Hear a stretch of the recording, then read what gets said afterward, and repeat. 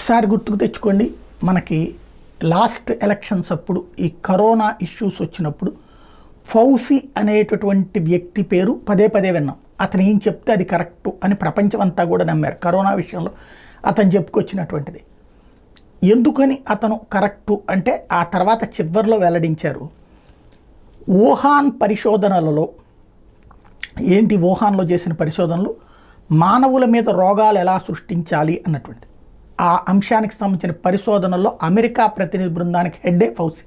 అందుకని అతనికి తెలుసు. ఆ విషయం బయటపెట్టలేదు, తర్వాత కాలంలో బయటకు వచ్చింది. ఇప్పుడు తాజాగా అమెరికాకి సంబంధించినటువంటి చట్టసభల్లోనే అంగీకరించారు, ఏదైతే అక్కడ వుహాన్లో పెట్టుబడి పెట్టాము అన్నటువంటి విషయం, దానికి నేతృత్వం ఫౌసీనే అన్నటువంటిది. అంటే ఇప్పుడు ఫౌసీ సమాధానం చెప్పాలి. ఆయన మానవత్వం గురించి, లేకపోతే కనుక సైన్స్ గురించి, ప్రగతి గురించి చాలా మాట్లాడుకొచ్చారు.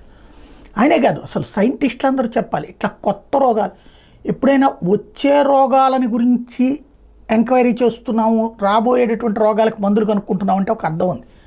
కానీ రోగానికి సంబంధించి మనమే ఒక రోగాన్ని సృష్టించి ఆ రోగానికి మందు కనుక్కుంటామంటే ఏంటో అర్థం కాలేదు. ఏదైనా సృష్టిలో కొత్త సమస్య వస్తే ఆ సమస్యకి పరిష్కారం కనుక్కోవడం ఓకే, లేదా భవిష్యత్తులో సమస్యలు వస్తాయంటే దేనికైనా ఒక మందు కనుక్కోవడం అనేది ఓకే.